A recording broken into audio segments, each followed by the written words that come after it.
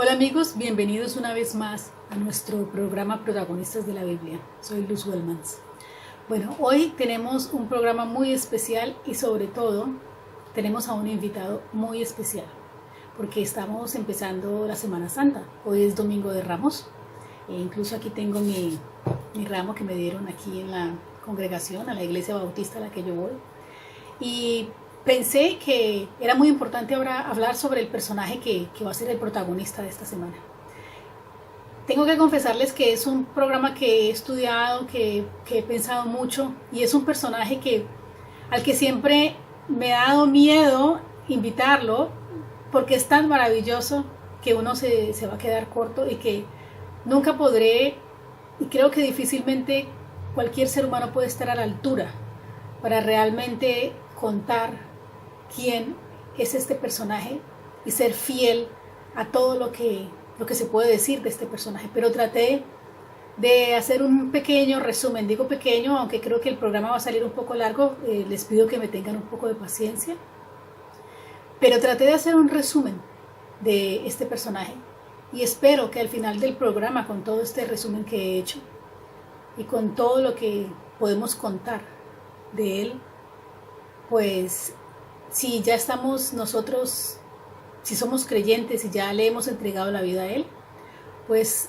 tengamos mucho más claro que hemos tomado la mejor decisión de nuestra vida, que estemos orgullosos. Y si no, espero y aspiro que nos demos cuenta que realmente vale la pena dárselo todo a él. Bueno, después de esta introducción, el personaje invitado hoy es ni más ni menos que Jesús, y lo hago así pues con todo el respeto y el honor, porque es lo mínimo que se merece.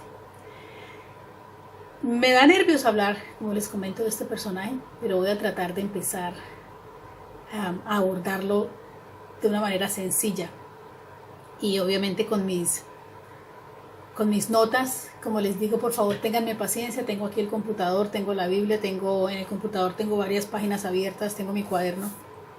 No va a ser fácil, pero trataré de hacer lo mejor que puedo. Bueno, ¿quién fue Jesús? ¿Quién fue Jesús? Esa es la pregunta con la que iniciamos este programa. Y muy probablemente será la pregunta con la que vamos a llamar este video. Ustedes saben que siempre me gusta llamar mis videos con una pregunta, porque yo no tengo la verdad, pero siempre es bueno que nos hagamos preguntas. ¿Quién fue Jesús? Bueno, Jesús es un personaje que causa mucha controversia, para empezar. Es un personaje que ha sido llamado de muchas formas, no solamente en la Biblia, pero también aquí en la tierra. Para empezar con los nombres que le han puesto a Jesús aquí en la tierra, y esos nombres han sido puestos por creyentes, por no creyentes, por toda clase de personas. Algunas conocen a Jesús, otras no lo conocen, otras han leído algo. Bueno, en realidad yo diría que todos conocen a Jesús, todo el mundo conoce a Jesús. Cuando hablo de que algunas no lo conocen, me refiero a que no han tenido una relación con él, pero el nombre de Jesús todo el mundo lo conoce. Bueno, algunas personas aquí en la tierra lo han llamado un revolucionario, otros lo han llamado un buen hombre, una gran persona, otros lo han llamado un maestro. Otros han dicho incluso que era un hippie, que era el primer hippie, que fue el primer hippie que existió en la tierra. Probablemente lo dicen por la imagen que tenemos nosotros de Jesús, la imagen que ha sido más producto de las obras de arte, de cómo los pintores lo han dibujado a él. Probablemente Jesús tenía el cabello largo, era como se usaba en ese tiempo, pero realmente no hay una imagen, es decir, la imagen que nosotros vemos de los pintores no era la imagen de Jesús. Y creo que eso lo hizo Dios con una intención muy clara, y es que en la Biblia es muy, muy específica en que no debemos adorar imágenes.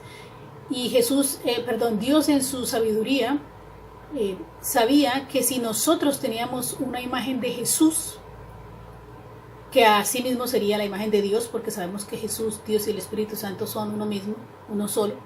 Si tuviéramos una imagen de Jesús, conociendo a Él cómo somos los seres humanos, conociendo a Él cómo es el mundo aquí, donde hay unos estereotipos de belleza, probablemente muchos no lo aceptarían, porque para muchos quizás Jesús no entraría en los códigos de belleza que se manejan en el mundo.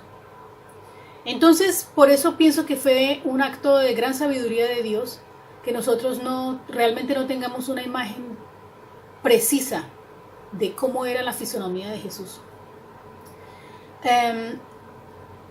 Entonces, volviendo al tema, muchos le llamaban hippie por su apariencia física, porque siempre lo han pintado con cabello largo, con sandalias. Para otros era, como les decía, un revolucionario, una persona que vino con ideas nuevas. Lo comparan con un rebelde en su época, ¿no? Incluso he escuchado a personas que dicen que él era como una especie de guerrillero del momento. Guerrillero no porque anduviera con armas, ni mucho menos, sino porque estaba como retando al sistema religioso de la época y estaba, supuestamente eso es lo que dicen, estaba como cuestionando lo que ocurría en su momento. Bueno, como les decía, hay muchos nombres, muchos adjetivos para él. Pero lo que es claro para nosotros, los que leemos la Biblia, los que conocemos lo que dice la Biblia de él, es que muchas de esas cosas podrían haber sido ciertas, por ejemplo, que fue un maestro, pero no fue solamente eso lo que fue Jesús. Jesús fue mucho más allá. No era solamente un maestro, no fue solamente una persona buena, como dicen algunos. En lo personal no creo que haya sido un hippie. Tampoco lo considero como que hubiera sido un revolucionario en el sentido en el que lo quieren poner. Fue revolucionario porque efectivamente cambió la historia, partió la historia en dos, pero no el revolucionario como lo quieren asociar muchos, que era como una persona que vino a retar los gobiernos o a retar a la iglesia, porque realmente Jesús nunca se sublevó como lo podría ser un guerrillero, por decirlo de alguna manera, o lo haría un rebelde. Pero bueno, no importa lo que piense yo, ni lo que piensen los demás, ni los nombres que los demás le pongan, lo que importa es, como siempre, lo que dice la palabra. Lo otro que también es muy importante sobre Jesús, como les comentaba, es muy difícil que alguien diga que no conoce a Jesús. Es muy probable que haya mucha gente que no haya tenido una relación personal con Él, que no haya tenido un encuentro con Él, pero todos hemos escuchado de Jesús. De hecho, se ha hecho, los artistas de todas las épocas, como les comentaba, han hablado de Él, han hecho musicales sobre Jesús, han hecho películas, más que de ningún otro,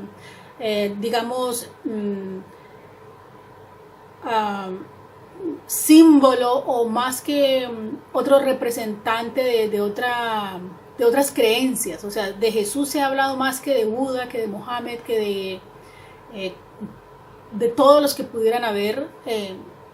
Jesús siempre ha estado como uno de los temas en las producciones artísticas, en los musicales, en obras de teatro, en películas. O sea, las películas que se han hecho de Semana Santa son incontables. Entonces es muy difícil que alguien diga que nunca ha escuchado de Jesús. Pero de todo lo que se ha hablado de Él, yo he querido arrancar básicamente con su nacimiento. ¿Qué es lo que hace a Jesús tan especial? ¿Qué es lo que lo diferencia a un ser que solo vivió 33 años, que su ministerio no duró sino 3 años?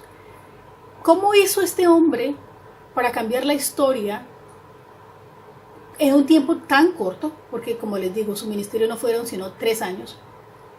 Indudablemente tenía algo diferente, algo especial. Y básicamente en eso es que se basa nuestra fe. ¿Qué hace que Jesús sea distinto a Buda? ¿Qué hace que Jesús sea distinto a Mohammed? ¿Qué hace que Jesús sea distinto a Gandhi? ¿Qué hace que Jesús sea distinto a cualquier otro que pudiera decirse que es Dios? Valga la aclaración. Por ejemplo, en el budismo, yo que viví en Tailandia, ellos no consideran a Buda como Dios. De hecho, no es porque Buda nunca se autoproclamó Dios. De hecho, para ellos es muy común pensar que pueden ser cristianos y budistas al mismo tiempo. Solo quería hacer esa aclaración. Pero bueno, eso ya es para otro video. Pero entonces, ¿qué es lo que hace a Jesús un ser diferente? Entonces yo he querido irme a el nacimiento de Jesús. Bueno, para empezar, lo que nos dice la Biblia es que Él nace de una mujer virgen, nace de María, y que fue concebido por el Espíritu Santo. Es decir, eso es algo en lo que nosotros no podemos ceder, porque también he escuchado a muchas personas que dicen, sí, yo creo en Jesús, pero bueno, realmente Jesús fue un hombre como cualquier otro. Eso de que Él nació de una mujer virgen, pues eso sí suena como a cuento de ficción. Sí, Él fue un hombre especial, pero pues, o sea, son de ese tipo de personas que creen partes de la Biblia y otras partes de la Biblia no la creen.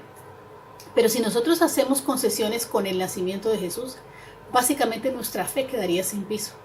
Porque es que resulta que al ser Jesús concebido por el Espíritu Santo, eso es lo que hace que su sangre sea distinta a la de nosotros. Es decir, Jesús no es un ser humano como nosotros, no tiene el mismo ADN que nosotros tenemos, su sangre es especial, y por eso les digo, de ahí es que nosotros partimos para basar nuestra fe. Al ser su sangre distinta y concebida a través del Espíritu Santo, por eso Él puede lavar nuestros pecados con su sangre. Si Él fuera un ser humano común y corriente, no podría lavar nuestros pecados con su sangre, sería uno más. Sería lo que dicen muchos, un maestro, un buen hombre como muchos que ha habido en la tierra, pero no tendría la capacidad de lavar nuestros pecados. De hecho, si nosotros estudiamos las personas que lideran otro tipo de creencias, como Mohammed o como Buda, realmente ellos nunca han perdonado pecados y tampoco nunca han dicho que ellos son Dios. Entonces, pero Jesús sí dijo que Él era el Hijo de Dios, y habló de que ellos eran tres y que nadie podía llegar al Padre sin pasar primero por Jesús. Habló de la Trinidad, básicamente. Entonces, eso era algo con lo que yo quería partir. ¿Por qué quería iniciar el video con esto, con el nacimiento de Jesús, a pesar de que Semana Santa es más sobre la muerte de Jesús? Porque es que si no hablamos del nacimiento, la muerte de Jesús no tendría ningún sentido, porque hubiera muerto un hombre común y corriente. Pero al tener claro nosotros que Él no era un hombre común y corriente, entonces ya le da mucho más sentido al sacrificio de la cruz. ¿Por qué su sangre, la sangre que Él derramó? ¿Por qué pudo lavar nuestros pecados? Precisamente por eso. Por la forma en la que Él fue concebido y por esa manera sobrenatural que solamente de todos los hombres existentes en la tierra, solamente la ha tenido Jesús. Ahora, Jesús, suponiendo que, como les decía, muchos lo han llamado loco, otros han dicho que, bueno, o sea, hay tres opciones, básicamente. O él estaba loco, o mintió cuando dijo que él era el Hijo de Dios y que si no fuera por él, si no es por él, nadie puede llegar al Padre, o dijo la verdad. Entonces, vamos a mirar la evidencia para nosotros poder llegar a nuestra conclusión. Personalmente, yo estoy convencida, por eso soy creyente, de que Él dijo la verdad. Pero quiero que este video le deje a muchos, para quienes todavía no están convencidos, les deje muy clara la evidencia de que Jesús ni era un loco, ni mintió, ni era un ser humano cualquiera. Vámonos entonces aquí tengo en la Biblia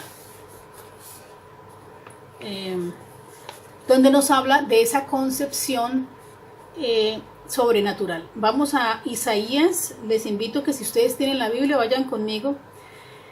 Isaías 7, versículo 14. Dice: por eso el Señor mismo les dará una señal. La joven concebirá y dará a luz un hijo, y lo llamará Emmanuel. Bueno, allí tenemos una evidencia Esto fue incluso el nacimiento de Jesús fue profetizado 700 años antes por el profeta Isaías. Y aquí, cuando nos vamos a Isaías 9, versículo 6, vuelve y nos habla. Porque nos ha nacido un niño, se nos ha concedido un hijo. La soberanía reposará sobre sus hombros y se le darán estos nombres: Consejero admirable, Dios fuerte, Padre eterno, Príncipe de paz. Se extenderán su soberanía y su paz y no tendrán fin. Eso es súper importante, eso lo tengo resaltado. No tendrán fin. Gobernará sobre el trono de David y sobre su reino, para establecerlo y sostenerlo con justicia y rectitud, desde ahora y para siempre. Volvemos otra vez, ¿no? Para siempre. Esto lo llevará a cabo el celo del Señor Todopoderoso. Bueno, esto fue profetizado, como les digo, 700 años antes del nacimiento de Jesucristo. Y esta es la evidencia bíblica de que Jesús no era un hombre cualquiera, nació concebido por el Espíritu Santo.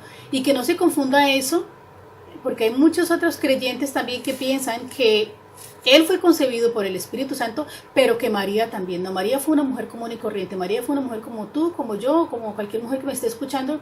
María no fue concebida como fue concebido Jesús, que allí hay una gran confusión. Por eso, bíblicamente, no aparece en ninguna parte donde nosotros tengamos que orarle a María. Bíblicamente lo que aparece es que nosotros a través de Jesús llegamos al Padre, sin intermediario. Nosotros en realidad no tendríamos por qué orarle a María. Bueno, yo personalmente no lo hago, pero recuerdo cuando era niña, que no conocía de la Biblia, que le oraba a la Virgen María y hacía los rosarios, pero realmente eso no tiene ninguna base bíblica. María fue una mujer común y corriente. Ahora, ¿qué otras características encontramos en Jesús? Bueno, la primera, como ya decíamos, que fue concebido de una manera sobrenatural por el Espíritu Santo. Fue un hombre al que nunca se le conoció pecado. Fue un hombre que, a pesar de ser tentado, nunca cayó en la tentación. También dijo que Él era el camino, la verdad y la vida, y que nadie llegaba al Padre si no fuera a través de Él, de Jesús. Jesús en su ministerio también elevó el concepto de ética para los seres humanos. Por ejemplo, antes de la llegada de Jesús, cometer adulterio era solamente estar con un hombre siendo una mujer o un hombre casado. O sea, era realizar el acto físico. Pero cuando llega Jesús, Él eleva ese concepto y dice, incluso aquellos que han pensado ya han cometido adulterio. Por ejemplo, cuando Él dice no matar, cuando el Viejo Testamento habla de no matar en los mandamientos de Moisés, Jesús eleva, Él dice, cualquiera que ya tenga odio en su corazón ya ha cometido, o que no haya perdonado, ya está cometiendo un asesinato, pues un asesinato con su hermano. Es decir, no eso, porque muchas veces los seres humanos decimos, bueno, yo lo he pensado, pero yo no lo he hecho. Entonces eso como que me libera del pecado. Pero al Él elevar eso, Él dice, nadie realmente puede decir que nunca ha pecado.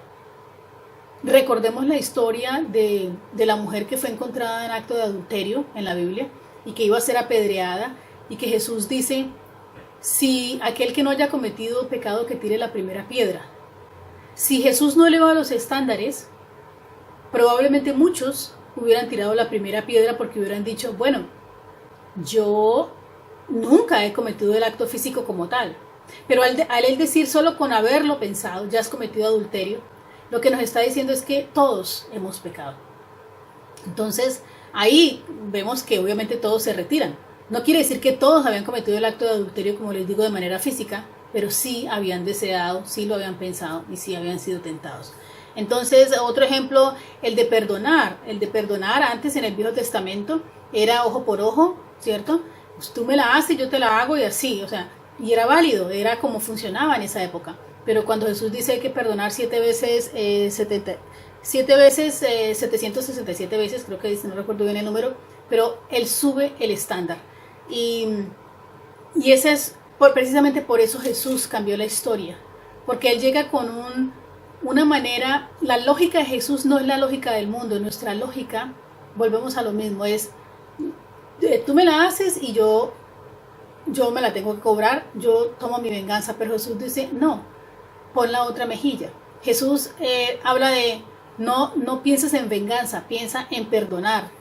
Jesús no habla de, es decir, la lógica de Jesús va en contra de la lógica que nosotros tenemos aquí en el mundo, y por eso es tan difícil para la gente, como les hablaba en uno de los videos, hablar el lenguaje al que nos invita Jesús, porque son lenguajes, el lenguaje de la tierra, el lenguaje del mundo y el lenguaje de Jesús son diferentes, son incompatibles. De hecho, Él dice, no puedes servir a dos señores, o sea, tú no puedes tener un pie en el mundo y otro con Dios, no se puede, porque es como que yo, para darles una imagen, yo tengo mi brazo aquí y tengo el otro brazo acá y uno me jala para un lado y para el otro, a la final yo no me voy a poder mover, o termino sin brazos de tanto jalarme para un lado y para el otro, o me voy a quedar que no puedo ir ni para la izquierda ni para la derecha. Entonces Jesús nos da otra manera de vivir, otra manera de relacionarnos con las personas. Ahora, Jesús también fue un ser que hizo muchos milagros. Jesús fue una persona que sanó. La Biblia está llena de historias de personajes que fueron sanados. Hace 8 días, hace 15 días creo, hicimos la historia de la mujer que sufría de flujo de sangre, de los paralíticos, los ciegos, los leprosos, todas las personas que Jesús curó, las personas que Jesús liberó de demonios. María Magdalena fue uno de esos personajes. Si quieren ver el video de María Magdalena, allí pueden conocer un poco más sobre este personaje. Es decir, Jesús no fue un personaje común y corriente. Desde su nacimiento Jesús ha mostrado unas características muy, muy únicas y muy especiales que nos comprueban a nosotros una y otra vez que Él era efectivamente quien dijo ser que era, y era el Hijo de Dios. O sea, no fue un mentiroso, como les decía, no fue un loco. La Biblia está llena de evidencia. Es más, así científicamente nadie pudiera comprobar que Jesús existió, yo lo creería por la evidencia bíblica, por lo que he visto, por las personas que he visto transformadas, no solamente en la Biblia, sino que continúo viendo todos los días por mi propia vida que ha sido transformada. Hay muchas cosas, y cuando hablo de transformación no me refiero a una transformación de un día para otro. Todos llegamos al Señor con nuestros propios asuntos, con nuestras propias cargas, con nuestras cosas, con muchas cosas por resolver. Pero cuando nosotros le entregamos la vida a Jesús, a Dios, nos entregamos al Espíritu Santo de Dios, y esa transformación, esa semilla empieza a crecer. Entonces, como les decía, así no hubiera ninguna prueba científica, que la hay, de que Jesús existió, yo igual lo creería solamente con los ejemplos de la Biblia y con lo que he visto y continúo viendo, porque los milagros siguen existiendo. Que muchas veces ya lo damos por sentado, es decir, el hecho de que el sol salga todos los días, el hecho de que o sea, hay tantas cosas que siguen naciendo niños, que hay tantas cosas que son un milagro y que nosotros ya nos acostumbramos, pero que por eso no dejan de ser milagros. Todos los días ocurren milagros.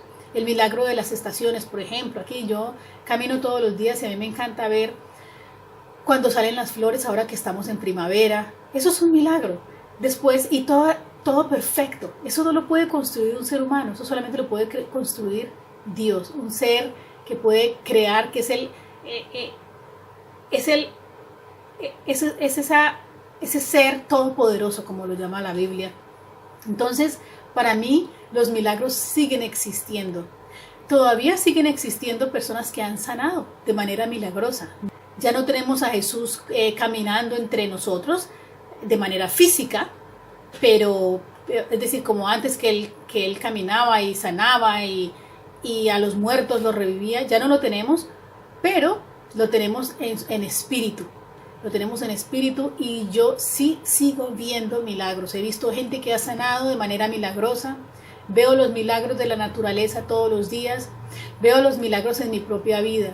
en situaciones en las que yo sé que solamente Jesús ha sido quien ha intervenido, porque en mis propias fuerzas yo no hubiera podido lograr lo que he logrado muchas veces. Entonces, como les digo, así para mí no hubiera ningún tipo de evidencia científica, yo creo en Jesús porque lo veo a diario, porque hablo con Él a diario, todos los días. O sea, yo nunca podría decir que yo tengo que paro de orar y vuelvo y arranco, porque es que yo nunca paro. Yo cuando voy caminando, que tengo que caminar a mi trabajo 40 minutos todos los días y me regreso 40 minutos, 35, 40 minutos, yo voy caminando con Él, voy hablando con Él en mi mente, a veces hasta se me olvida, hablo un poquito en voz alta, pero pues, ¿qué importa? Después de que uno esté hablando con Jesús, no importa. Y nunca paro. En mi colegio, donde trabajo como maestra también, siempre estoy mentalmente, mientras estoy con mis alumnos, es decir, nunca paro. Y por eso creo que veo los milagros y veo también cosas en mi vida que se han transformado. Ahora, no he llegado a la meta no, probablemente nunca llegaré mientras esté aquí, en esta tierra, pero voy caminando. Lo importante es seguir caminando, eso es lo más importante. Que me faltan cosas por cambiar, obvio, a todos nos faltan cosas por cambiar, pero lo más importante y lo más maravilloso es saber que no estamos solos en ese trayecto y que Él está allí ayudándonos cuando no podemos. Él nos empuja, nos da la mano, nos conversa, es una maravilla. Bueno, pero volviendo al tema de Jesús, es el único que ha muerto por nosotros, el único que dio la vida por nosotros. O sea, yo me pongo a pensar, ¿quién de nosotros, de ustedes que me están viendo, sería capaz de dar la vida por la humanidad? De pronto habrá quien dice, no, pues yo daría la vida por mi hijo, de pronto por tu hijo, o de pronto por tu padre, o por tu madre, o por tu esposo. De pronto algunos hasta por los hermanos. Pero por toda la humanidad, yo creo que nosotros seríamos muy selectivos. Yo creo que nosotros, y eso si estuviéramos dispuestos a dar la vida por alguien, porque ya eso de por sí es un gran reto. Pero si estuviéramos dispuestos a dar la vida por alguien, empezaríamos a seleccionar, bueno, yo daría la vida por este, y por este, pero yo por fulana no voy a dar la vida porque me hizo tal cosa, tal otra, o yo por tal otro tampoco, porque, o sea, realmente eso solamente lo hizo y lo pudo hacer Jesús. Ningún ser humano podría haber hecho una cosa así, ningún ser humano común y corriente, porque Él se hizo humano, se hizo carne, pero no era un humano común y corriente, ya lo habíamos visto en su nacimiento. Entonces, eso para mí es otra prueba de las características de Jesucristo. Bueno, lo otro con respecto a Jesús es que Jesús fue el único hombre que después de haber muerto por nosotros, después de haber sido crucificado, como Él decía, los hombres no me crucifican, como muchas personas creen, que acusan a los judíos y siembran ese odio hacia los judíos, diciendo que los judíos fueron los que sacrificaron o los que crucificaron, mejor para utilizar la palabra apropiada. Los judíos fueron los que crucificaron a Jesús. No es cierto. Jesús ofreció su vida. Él ofreció su vida, y si utilizando ese argumento vamos a justificar, o muchos justifican su odio por el pueblo de Israel, lamento mucho decirles que no, a Jesús no lo crucificó nadie, ni los romanos, ni los judíos, ni nadie. Él ofreció su vida por nosotros en un gran acto de amor. Lo que Él hizo en la cruz por nosotros fue un gran acto de amor, que, como les decía, no creo que ningún ser humano común y corriente pueda hacer por toda la humanidad. Lo harán, como les comentaba, de pronto una madre por su hijo, un padre por su hijo, pero por toda la humanidad, no. De hecho, Él es el único que lo ha hecho. Ahora, aparte de que Él murió, hay un gran evento que para mí es la prueba reina, como dicen los abogados, o como dicen así en los juzgados, la prueba reina de que Jesús no fue un farsante, de que no fue un loco que había perdido la razón, y que es la prueba reina de que Él decía la verdad, de que Él era el Hijo de Dios. Y esa prueba es la resurrección de Jesús. Si Él no hubiera resucitado después de esos 3 días, nuestra fe sería una fe sin base, sin fundamento. No tendría sentido. Ese para mí es el acto más grande y más evidente de que Jesús es lo que dijo que era, el Hijo de Dios. Eso para mí ha sido lo más importante. Fue el único. No ha habido ningún otro ser humano en la tierra que haya resucitado, ninguno. Y hay en la Biblia prueba de que efectivamente eso ocurrió, para quienes puedan estar pensando, no, sí, él realmente no resucitó, eso se lo inventaron, ¿no? Hubo gente que lo vio, hubo gente como cuando vemos que él se le aparece a los discípulos, que Tomás le dice hasta, que el famoso incrédulo, el discípulo incrédulo, que dice yo hasta no ver, no creer, y él le muestra, Jesús se le aparece y le muestra las llagas. Y tuvo que haber sido una evidencia muy grande, porque vemos que cuando estudiamos la historia de los discípulos, todos, excepto Juan, que fue el único que murió prácticamente de viejo, todos fueron, por ejemplo, Pedro fue crucificado con la cruz, con la cabeza para abajo. O sea, todos dieron su vida por Jesús. Y yo me pregunto, como un ser humano común y corriente que soy, ¿sería capaz yo de dar la vida por alguien de quien yo no esté segura de que es la persona que dice ser que es? O sea, todos, absolutamente todos, murieron de una manera muy cruel y le entregaron su vida a Jesús. Entonces, para mí eso es una gran prueba de que efectivamente ellos vieron la resurrección de Jesús, porque es que si supongamos que Pedro nunca vio la resurrección de Jesús, porque ellos cuando llegan las mujeres, María Magdalena, y que les cuentan a ellos que vieron que la tumba estaba vacía, recordemos que en esa época el testimonio de una mujer no tenía ninguna validez. Entonces ellos no se hubieran creído ese cuento solamente porque llegaron las mujeres y les contaron. Los hombres de esa época, para creer realmente que Jesús había resucitado, tenían que tener una prueba que no tuviera ningún tipo es decir, que tuviera una prueba que fuera 100% confiable. No podían tener una prueba que pudiera ser cuestionada. Por eso no le creían a las mujeres, porque era algo que se cuestionaba. Pero Jesús se les aparece.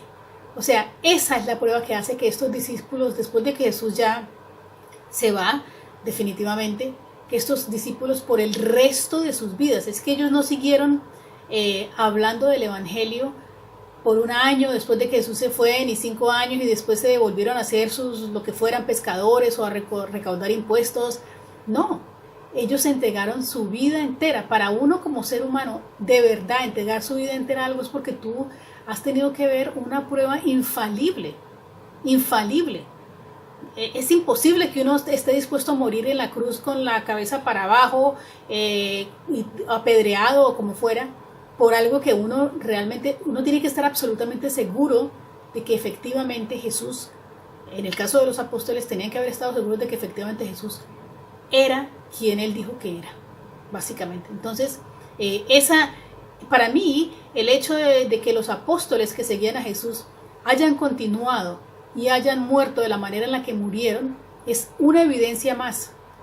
Después de la resurrección, es una evidencia más de que efectivamente lo que ellos vieron era la verdad, porque Jesús se les apareció, ellos lo vieron, ellos vieron cuando, no todos vieron, porque lo único que se había quedado fue Juan cuando lo crucificaron, pero sabían que estaba muerto.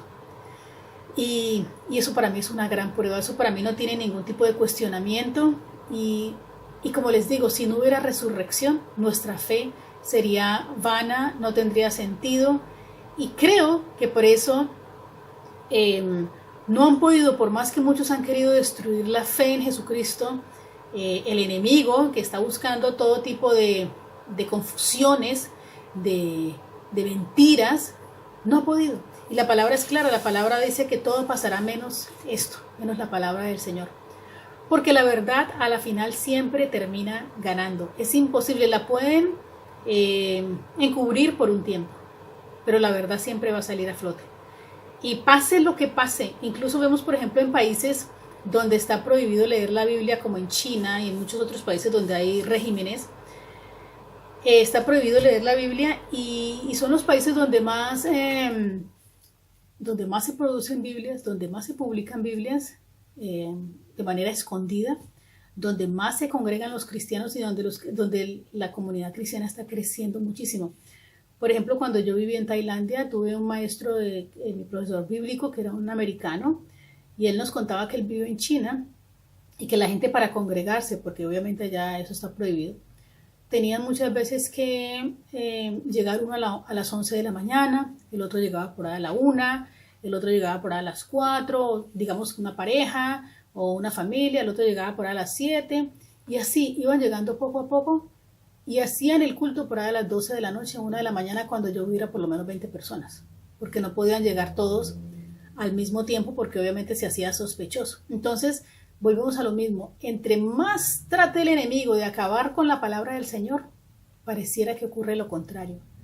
Más creyentes, la fe se aviva y más, hay como más deseo de buscar de la palabra. Es decir, ¿por qué? Porque la verdad siempre va a salir a flote. No importa cuánto nos quieran confundir, la palabra de la Biblia es la verdad, y Jesús lo dijo. Él lo dijo con sus propios labios. Yo soy el camino, la verdad y la vida. Bueno, este video, como les decía, iba a ser un poco largo. Es más, largo entre comillas, porque se queda corto para todo lo que tenemos que decir de Jesús. Pero yo quería cerrar este video con algo que me llamó la atención, y era los nombres con los que se llama a Jesús en la Biblia. Estos nombres, para mí, al igual que la resurrección, al igual que el nacimiento, al igual que la vida que tuvieron los apóstoles, no solo antes, pero después de que Jesucristo murió y resucitó, son la evidencia de que Jesús es el Hijo de Dios. Voy a leerlos aquí. Permítanme acomodar el computador. Bueno, todo esto tiene aquí su base bíblica, entonces voy a darle los nombres a ustedes y quiero con esto cerrar este video. Los nombres y títulos para Jesucristo. El intercesor, Primera de Juan, capítulo 2, versículo 1. El Todopoderoso, Apocalipsis 1, versículo 8, Mateo 28, versículo 18. El Alfa y la Omega, Apocalipsis 1, versículo 8, capítulo 22, versículo 13. El Amén, Apocalipsis 3, 14. Apóstol de la fe que profesamos, Hebreos 3, 1. El sacrificio por el perdón de nuestros pecados, Primera de Juan 2, 2. El autor de la vida, Hechos 3, 15. El iniciador y perfeccionador de nuestra fe, Hebreos 12, 2. El autor de la salvación, Hebreos 2, 10. El principio y el fin, Apocalipsis 22, 13. El único y bendito soberano, Primera de Timoteo 6:15. El pan de Dios, Juan 6:33. El pan de vida, Juan 6:35, 6:48. La piedra angular, Hechos 4:11. Primera de Pedro 2:7, Efesios 2:20. El pastor supremo, Primera de Pedro 5:4. El Cristo, Primera de Juan 2:22. Creador, Juan 1:3. El libertador, Romanos 11:26. La vida eterna, Primera de Juan 1:2, 5:20. Padre eterno, Isaías 9:6. La puerta, Juan 10:9. Fiel y verdadero, Apocalipsis 19:11. El testigo fiel, Apocalipsis 1:5. El testigo fiel y veraz, Apocalipsis 3:14. El primero y el último, Apocalipsis 1:17, 2:8, 22:13. El primogénito de la resurrección, Apocalipsis 1:5. Dios, Juan 1:18, 20:28, Hebreos 1:8, Romanos 9:5, 2 de Pedro 1:1, Primera de Juan 5:20. El buen pastor, Juan 10, versículos 11-14. El gran pastor, Hebreos 13, versículo 20. Gran sumo sacerdote, Hebreos 4, versículo 14. Cabeza de la iglesia, Efesios 1:22, 4:15, 5:23.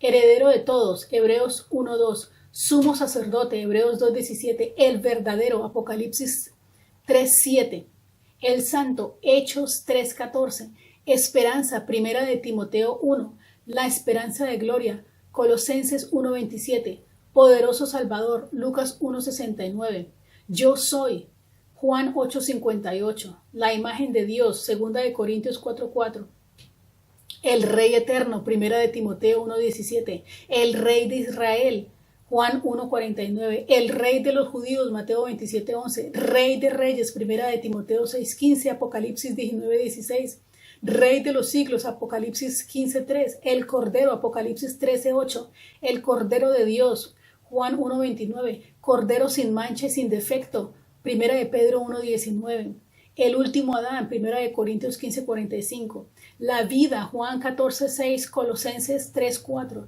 la luz del mundo, Juan 8:12, el león de la tribu de Judá, Apocalipsis 5:5, el que vive, Apocalipsis 1:18, la piedra viva, primera de Pedro 2:4, Señor, segunda de Pedro 2:20, el Señor de todos, Hechos 10:36, el Señor de la gloria, primera de Corintios 2:8, Señor de señores, Apocalipsis 19:16, el hombre celestial, primera de Corintios 15:48, mediador de un nuevo pacto, Hebreos 9:15, Dios fuerte, Isaías 9:6, la brillante estrella de la mañana, Apocalipsis 26:16, la raíz y la descendencia de David, Apocalipsis 22:16, el Hijo unigénito de Dios, Juan 1:18, primera de Juan 4:9, nuestro gran Dios y Salvador, Tito 2:13, nuestra santificación, primera de Corintios 1:30, nuestro esposo, segunda de Corintios 11:2, nuestro protector, segunda Tesalonicenses 3:3, nuestra redención, primera de Corintios 1:30, nuestra justificación, primera de Corintios 1:30, nuestro Cordero Pascual, primera de Corintios 5:7, el poder de Dios, primera de Corintios 1:24, piedra principal escogida y preciosa, primera de Pedro 2:6, príncipe de paz, Isaías 9:6, profeta, Hechos 3:22, la resurrección y la vida, Juan 11:25, vástago justo, Jeremías 23:5, el justo, Hechos 7:52, primera de Juan 2:1, la roca, primera de Corintios 10:4, la raíz de David, Apocalipsis 5:5, 22:16, el soberano de la creación de Dios, Apocalipsis 3:14, Salvador, Efesios 5:23, Tito 1:4, 3:6, segunda de Pedro 2:20, el soberano de los reyes de la tierra, Apocalipsis 1:5, Hijo de David, Lucas 18:39, el Hijo de Dios, Juan 1:49, Hebreos 4:14, el Hijo del Hombre, Mateo 8:20, Hijo del Altísimo, Lucas 1:32, autor de salvación eterna para todos los que obedecen, Hebreos 5:9, el único mediador, primera de Timoteo 2:5, la piedra que desecharon los constructores, Hebreo 4:11, el verdadero pan, Juan 6:32, la luz verdadera, Juan 1:9, la vid verdadera, Juan 15:1, la verdad, Juan 1:14, 14:6, el camino, Juan 14:6, la sabiduría de Dios, primera de Corintios 1:24, el consejero admirable, Isaías 9:6, el verbo, Juan 1:1, el verbo de Dios, Apocalipsis 19:13. Bueno, eso nos muestra que nosotros podemos confiar 100% en que Jesús es quien dijo que era y que fue Él el que dio su vida para nuestra salvación y lavar todos nuestros pecados, y que Él es, como Él mismo lo dijo, el camino, la verdad y la vida. Y todo lo que sea contrario a la palabra del Señor, si Él era el camino, la verdad, y si Él es el camino y la verdad y la vida, todo lo que sea contrario a su palabra, evidentemente es un engaño. Bueno, esta es la lista de los nombres con los que aparece Jesús en la Biblia. No sobra mencionar que Emmanuel, como leíamos en Isaías, significa Dios está con nosotros. Él está con nosotros, también como dice la palabra, estará por siempre. Con Él tendremos la victoria. Él es el camino, la verdad y la vida. Y cualquier cosa que no sea coherente con la palabra es evidentemente una mentira, es un engaño. Entonces, que la Biblia sea siempre lo que esté iluminando nuestro camino. Él es quien dijo que era. Él es el Hijo de Dios.